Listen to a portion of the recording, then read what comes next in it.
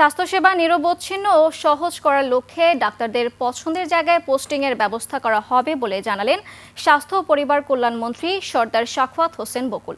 শুক্রবার দুপুরে নরসিংদীর মনোহরদী উপজেলায় সরকারি কর্মকর্তাদের সাথে মতবিনিময়ে তিনি আরও বলেন, ডাক্তারসহ সবাইকে সঠিক সময়ে তাদের কর্মস্থলে আসতে হবে।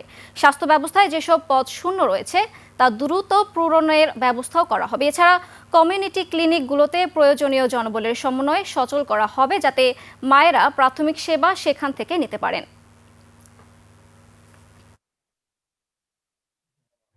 যার বাড়ি যেখানে যেতে চাইলে ওখানে আমরা দেব, স্টার্ট করবো আমরা এখন বলতে ইমিডিয়েটলি।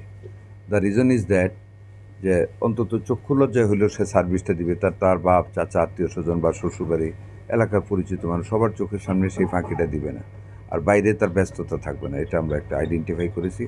আমরা জিজ্ঞেস করবো তুমি কোথায় যেতে চাও, কোথায় কমফোর্টেবল, ওখানে আমরা দেবো।